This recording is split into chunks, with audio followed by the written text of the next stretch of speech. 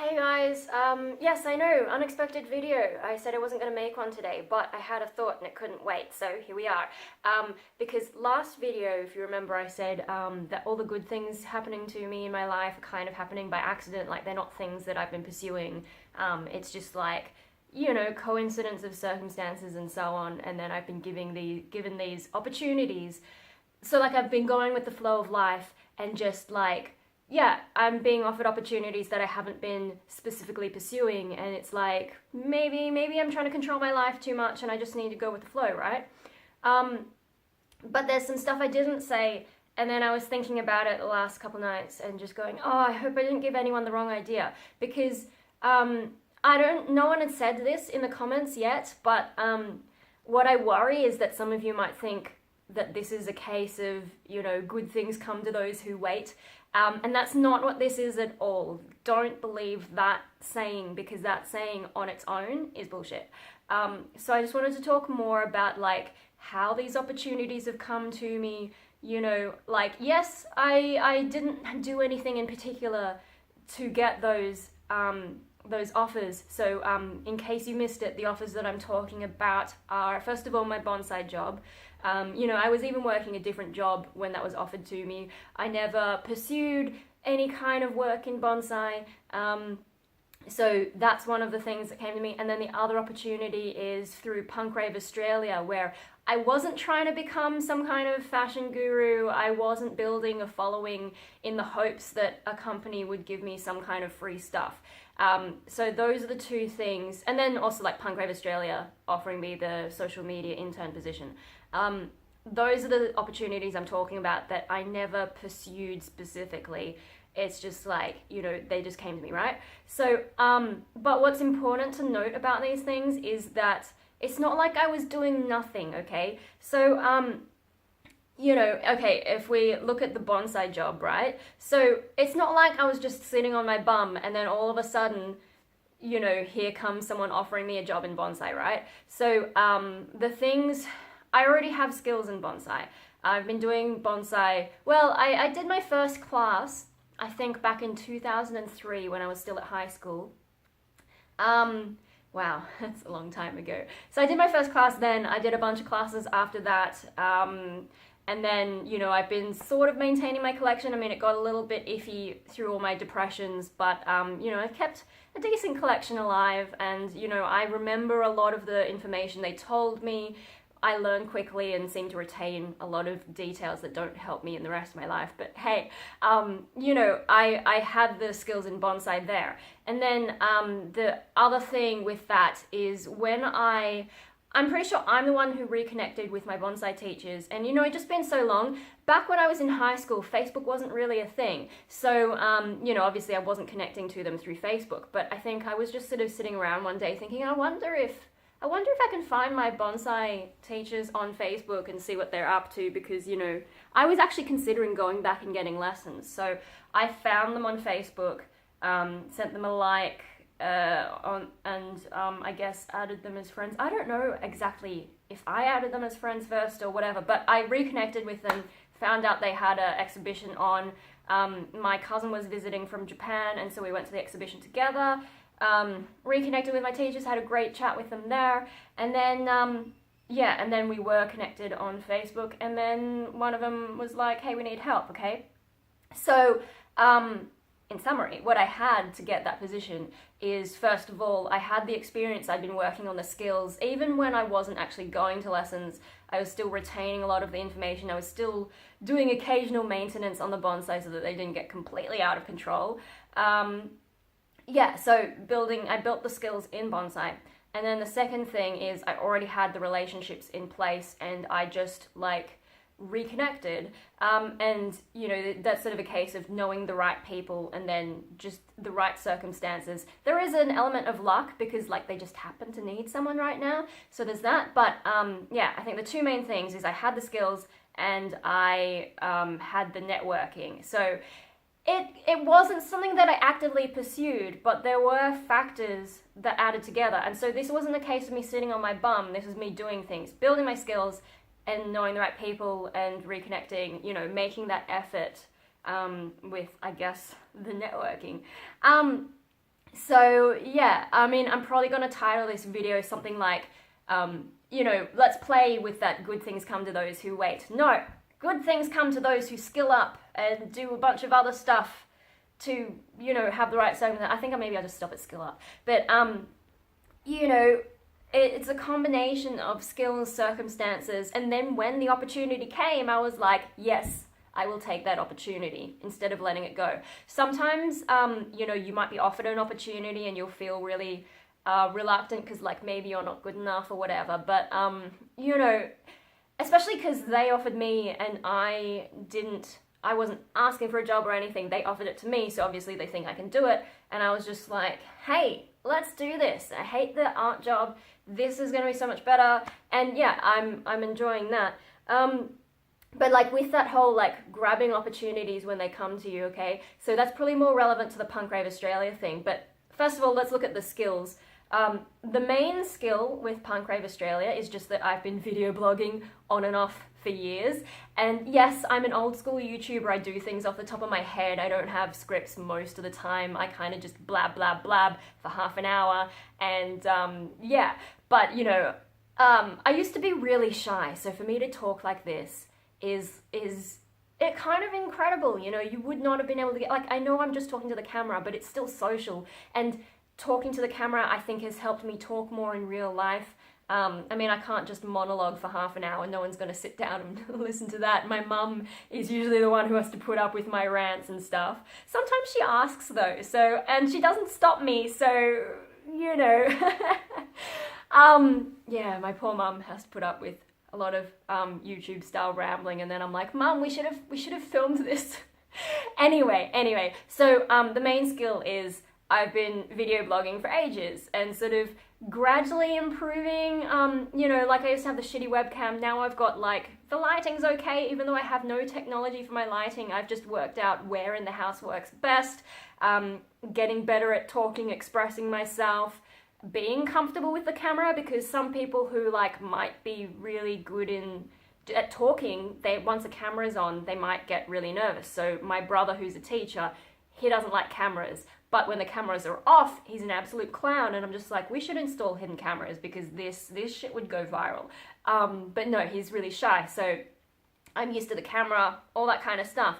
So when Punk Rave Australia is like, we're looking for video bloggers, I'm like, oh, I can do that. And you know, also I have had experience with the editing because, I mean, I guess I didn't really edit much in the past when I was video blogging, but I have like done it on and off for different things like art school. I did a little bit of video in high school, but that was back when you had to film on tape. And then, you know, my bonsai videos, I did that in my last year of high school in 2006 and had to edit that, and that was on those little tapes. I still have that video camera somewhere, oh my god. But yeah, no, so I have basic video editing experience and have sort of kept that up, and I don't know, ages ago when I first got Hit Film, I made some funny footage for you guys. I don't know if you remember that one. Yeah, so basically video skills, talking to the camera skills, blah, blah, blah. Those are the skills there. Also, I happen to be in the right market, so I don't dress goth on camera. Like when I'm at home, I used to. If you watch some of my older videos, I often have the eyeliner and I'll be dressed up a little bit. But that's when I had the energy for it, and I was a little bit, I had some nutty stuff going on in my head. But these days I'm lazy. I've been through a few depressions, and I don't know, getting old, I'm sort of just like, let's just be comfortable. I will try and do some more clothing videos, just because I feel like I should, because I'm like a clothing fashion person now, somehow. But, you know, I'm a slob. Anyway, the point being, no, I wouldn't necessarily call myself goth, but that's definitely the fashion style that I most am influenced by. I mostly listen to heavy metal, but heavy metal fashion, I guess it draws a bit from goth, but it's usually, like, most of the guys in heavy metal, they'll wear what, it depends on the subgenre, but maybe like a band shirt. I don't like to wear band shirts because I tend to, like, I don't know. On the one hand, I feel guilty because if you buy a band shirt, you're giving more money to the band, and that's good for them, but I prefer to buy their music. And then band shirts, like, I don't like the idea of hero worship so much, so, because, you know, you never know when someone's going to turn out a little bit and then I just don't like that idea of putting someone on a pedestal. So I don't know. I guess like I got a bit warped in my head about that, and now I can't afford band shirts anyway. So, but when I was younger, it was more about like, no, I want to be all about me and not other people. I think that's probably the attitude I used to have. But you know, in this day and age, you find out something someone did, and you're like, wow, you're a real asshole. So you know, like, I don't know. I like Disturbed's early stuff, and then their new stuff I don't like. So would I wear a Disturbed shirt? I don't know. And then sometimes the singer's done dumb shit, and I've just been like, why are you like this? You know, you've got a great voice, but why are you like this? Just as a vague example. Anyway. Oh my god, I keep going on tangents and getting off the point. But so point being, when I do go out, and when I've been on stage, I will wear gothic clothes. I hate clothes shopping. I've hated it for ages because, you know, anytime I went to the where do we go, like Big W, and they have the girls section and the boys section, and the girls section is always crap, so I'd usually go to the boys section and find a t-shirt with like an interesting design or something. I just hate that girly frilly pink blah blah kind of crap, so I've always hated that kind of shopping. But then when I discovered goth clothing and you know, that sort of rock star style, when I was younger I was like, oh, aren't they all cool? It never occurred to me that I could dress like a rock star without having to be a rock star. Do you know what I mean? So when I discovered that, and also with some of the stuff going on in my head, you know, I had a lot of dark, violent stuff that, yeah, some of you know what that is, I'll talk about one day. But yeah, it just sort of fit because especially coming out of Catholic private school, I was just, you know, kind of repressed and so on, and then you find this clothing style that resonates with you, and suddenly I became more interested in clothing. Problem is, Sydney doesn't have very much, so most of my clothing I ended up going to Japan for, especially once I got on stage. I needed the clothing. I'm really off topic now, aren't I? And then, yeah, so now most of my wardrobe is actually goth. It's just like I happen to have these old t-shirts. Like, this is so old, you can see how stretched and dodgy it is, but it's super comfy and I'm tired today, and so I'm just... Anyway, what's the point I'm trying to make? The point I'm trying to make is that, like, I, at some point, became really into a lot of the gothic clothing. Never into the makeup because I don't have the patience to learn how to do that, apart from my shitty eyeliner. But yeah, no, I was supposed to be talking about how punk rave is maybe not as much of an accident as I made it out to be last time. But so, we covered the video blog stuff. The other thing that I had going for me is I was already into that gothic kind of fashion that they tend to do. They don't just do gothic, they've got more like punk leaning stuff and heavy metal leaning stuff, but I guess it's all under that umbrella of goth-ish kind of stuff. Anyway, so yeah, let's try and stay on topic. This is what happens when you don't have a script, is you just, brain keeps coming up with stuff, but hey, this is how I like to vlog, right? So, video blogging skills, the right kind of fashion I just happened to fit in. And then I was already following them on Facebook, saw the opportunity.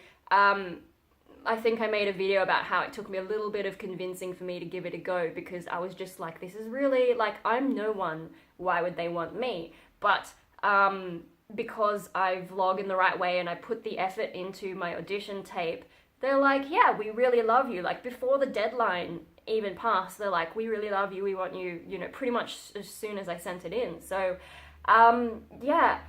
So that, like, yes, I never planned to be a, like, fashion influencer kind of person, because that's who usually gets this kind of role. I didn't plan that, but I had the right combination of things kind of set up, and then when the opportunity came, I took it, with a little bit of convincing, but I did take it in the end, and I did the best job that I could, yeah, and just went for it, okay? So, it's not that I've been sitting around just waiting, it's that I've built up these skills and my own interests, and then when the opportunity comes along, I've been like, I'll have that, and, you know, try your luck, see what happens, and then that's how it happened, right? So, you know, good things come to those who wait is bullshit. You can't just wait. Waiting is perhaps an element because you've got to wait for like the right circumstances, you've got to wait for a bit of luck, you've got to wait for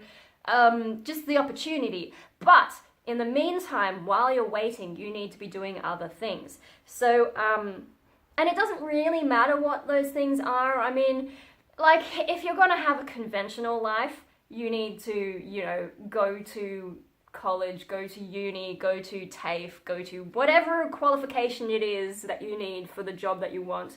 You need to work hard at that. You need to go get experience. So you can't just sit around waiting and hope that someone's going to pick you up and you become an accountant or whatever. There's a set path for that. But if you're... I don't know about you guys. I know I've had a lot of mental illness and, you know, I think at least some of my audience, I think some of you are like me in the sense that, like, this world does not make sense to you. It's like, this world is really messed up and you're just like, why am I being forced to play this game? Okay, you know, we're the kinds of people who don't fit that whole, oh, you go to school, you go to uni, you get some experience, you get a job, you go and have kids, you go and have the nice house, you get old and you die. Like, we're not the kinds of people who suit that, just because, yeah, I don't know, like, this world is really... Anyway, so for us, I think it's a little bit harder, but, and I think the temptation is there to just sit around playing video games, but, you know, you can still turn that into an opportunity, right? So let's not get ahead of myself. What I'm trying to say is, even though we don't fit this world, right? All of us have some kind of interest, some kind of thing that we're into, or even a bunch of things. You know, I'm that kind of chaotic person who goes from interest to interest to interest, okay? Some of you might be like that, or you might have like one interest that you're like, this is the thing I enjoy, or this is the thing I like to research, okay? So, even though these things that we're interested in don't fit the normal mainstream world, you can still turn that into a possibility, okay? So you take your passions, you turn them into skills, and then, you know, you, I guess, need to put yourself in a place where opportunities might come along. So, yeah, I think that's the thing. So, if we look at the similarities, right, the bonsai job, I had the skills, and then I also networked with the right people, and that opened up the opportunity. With the punk rave thing, I had the skills, I fit into the right demographic, and then I happened to be following the Facebook page at the right time for the opportunity to come out. So I guess you need to put yourself out there in some way or be connected to the outside world in some way. If you sit at home and don't connect in any way, like say if you're, like, you know how people do make money off video games, but let's say you play video games, but you're not online, you don't talk to anyone about it, you just stay at home and you play the video games. No one's gonna know that you're, like, the best person at that game or whatever, right? So you need to get out there somehow. I think maybe that's what I'm trying to say with that one.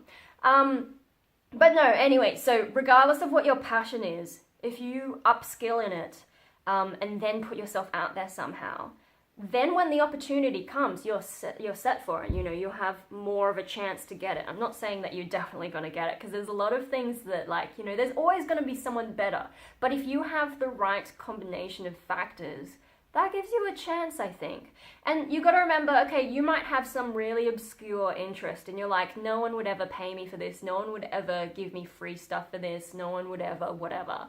But, you know, especially now that we have the internet and we can all talk to each other like this and, you know, find the things that we're interested in, niches are actually incredibly important. And this is one of the things that I ignore about social media advice I was talking about, you know, especially YouTube. You know, you watch those tutorials about how to do YouTube well, and they're like, oh yeah, you need to define like what your channel's about and blah, blah, blah, blah. And I'm just like, I have too many interests. Basically, my channel is about me. It's not about anything in particular, right? But if you have one of those really niche interests and you like know everything about it, you're passionate about it and whatever, right? You have a niche. And there's, what are we up to now? 7 billion people on the planet. About half of them have internet access. chances are there's going to be some other people interested in your little niche. And if you become really good at it, you can market that skill, your interest, your skills, your knowledge, you can market that to a niche audience. And it doesn't take many people, like with mainstream stuff. You need a lot of people to profit off that. But if you have like a really specific skill, interest, knowledge, whatever, you might be the only person with that. And so when you've got like people who are really interested, like super fans, they will consume all your content or whatever it is that you have to offer.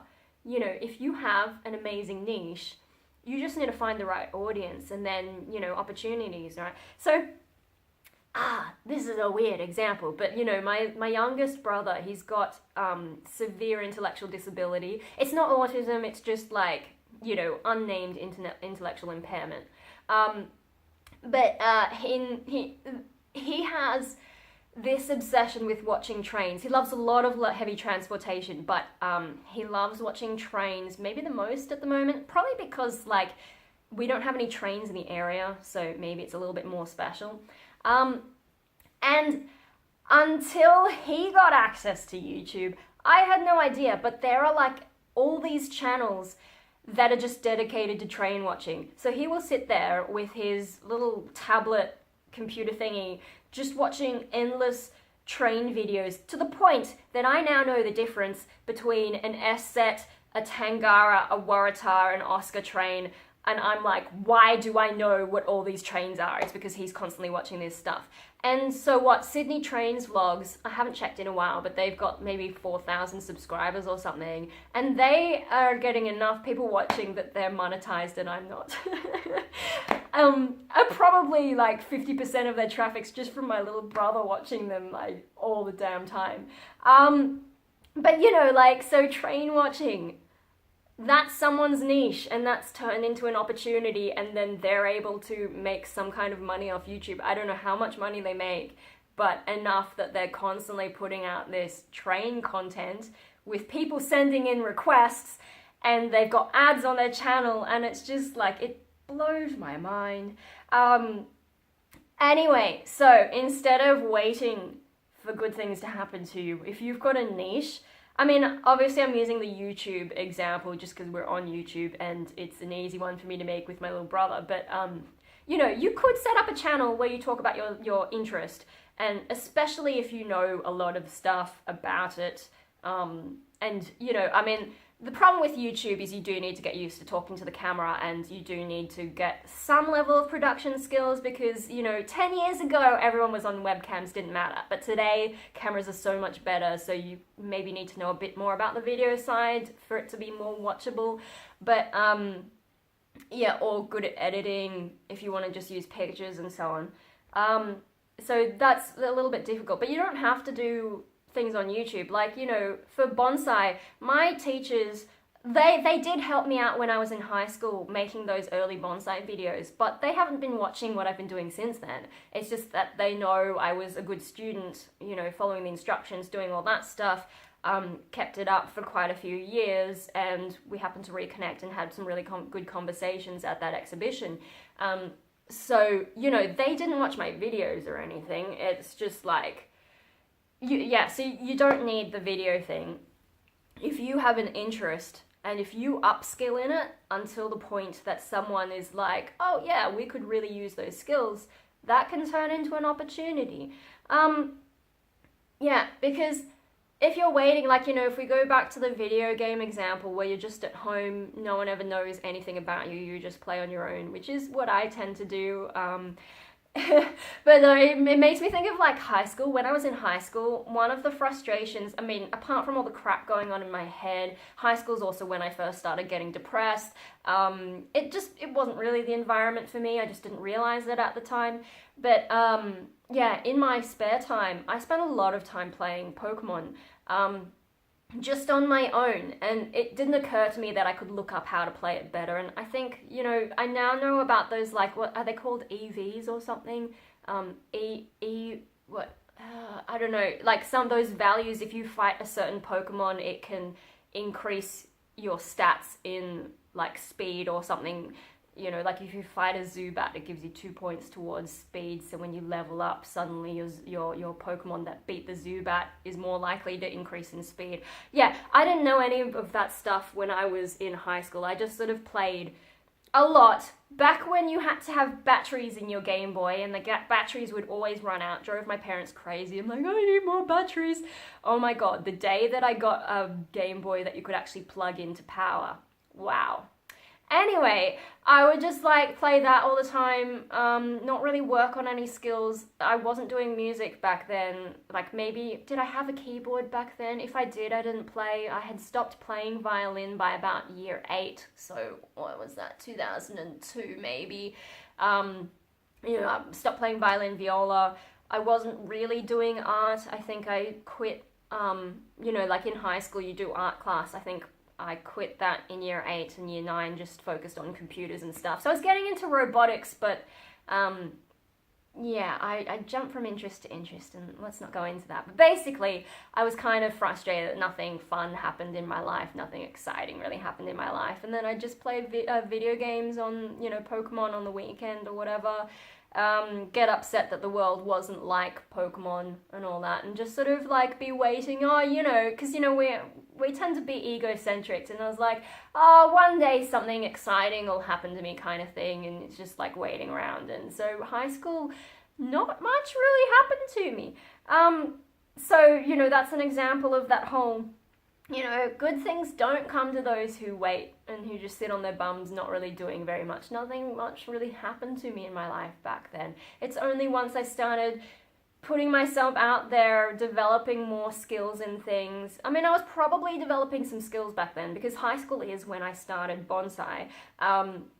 So you never know what you're working on that might turn into something. But I know, like, Pokemon wasn't going to get me anywhere because I did go, I think after I finished school is when Pokemon Black and White came out, and I did go to one of those events where you fight people, and I was so unprepared. I had no idea the level people were on. It was really just like, that's not what I like about Pokemon either. Competitive gaming I can't get into. Even like card games, I tried Magic the Gathering, and it's just like, this isn't fun. This is like too much time spent calculating how to win, not enough time spent enjoying the game.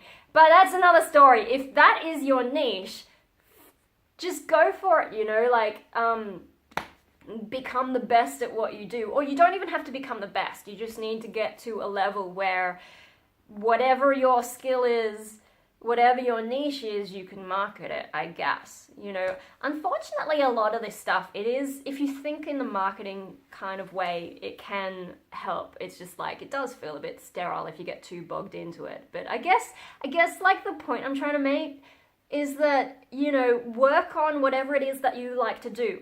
And then at some point, as long as you're putting yourself out there and people know that you do the things you do, an opportunity may come up and then you can grab it. Or even if people don't know that you do what you do, like with Punk Rave, they had no idea that I was a video blogger. But if you're following the people that you like and then they offer you an opportunity, don't be afraid to have a go, because like, what do you have to lose? In most cases, nothing. So yeah, except maybe a bit of time and effort. And then like with the Punk Rave thing, even if I didn't get the gig, I'd still have an extra video for my channel. So, you know, think about, like, if I do go for this opportunity, are there things I can use it for if it doesn't go through? Can I see it as practice for a thing?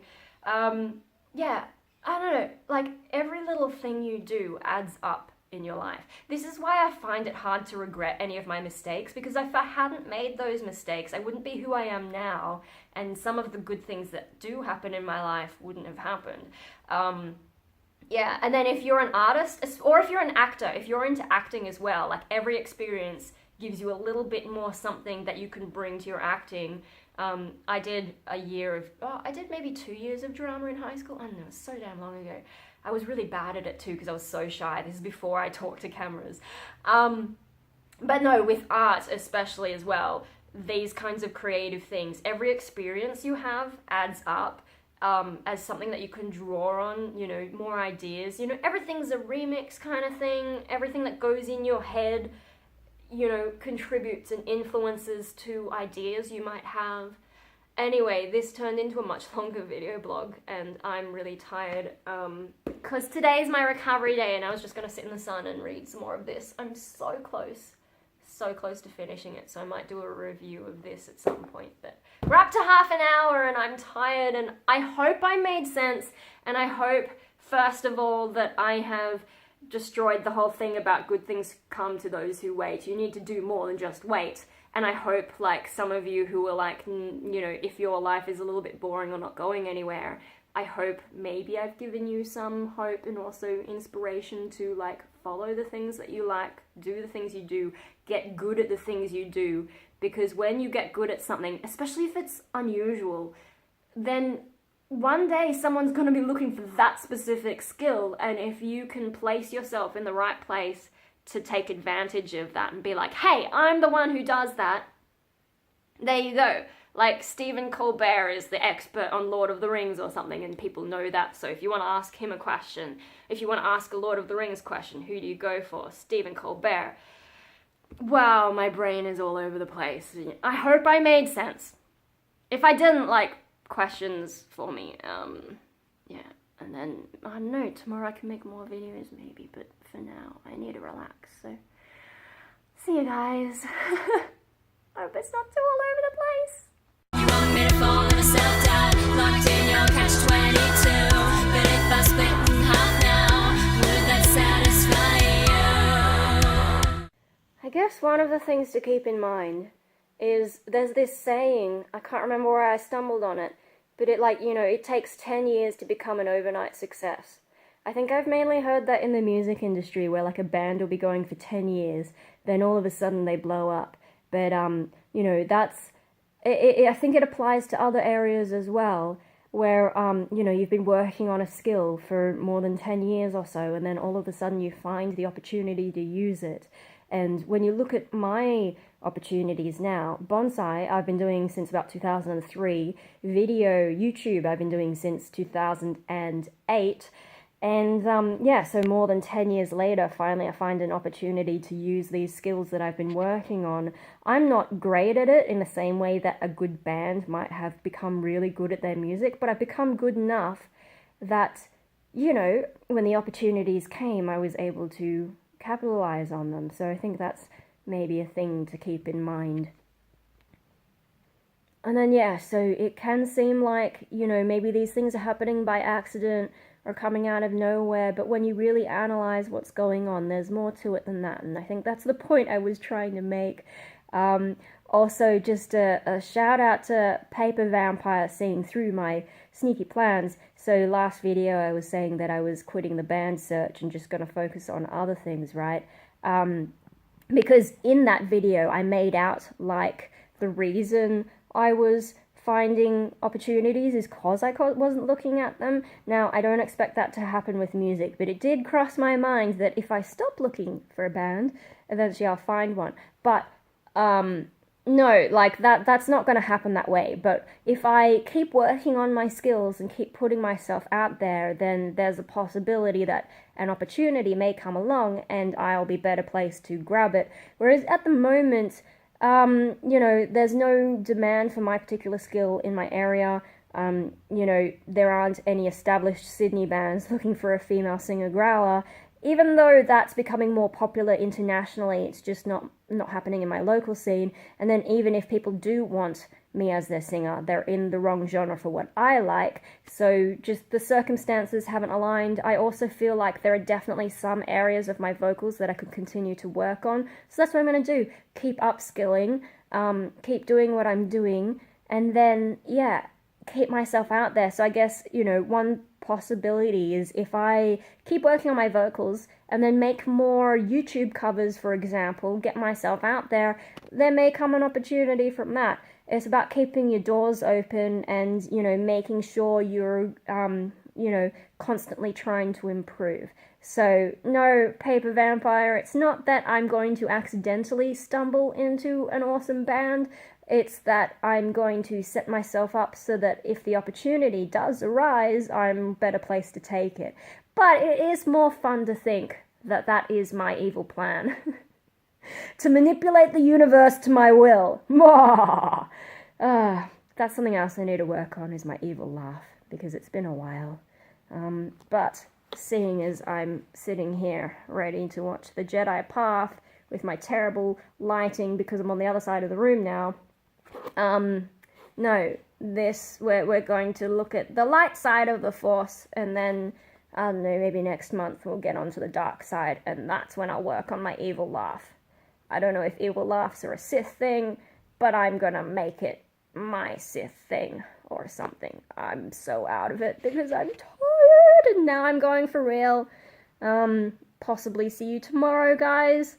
I hope your lives are going well, and I hope you keep doing the things that you like doing, because you do have to be a little bit patient, but once you get to the right skill level, get yourself into the right situations, hopefully things will come good for you, especially if you're like me and this world doesn't make any sense to you, and you wish it was better, but there's not a whole lot you can do, so you just live your life the best you can, without going completely crazy.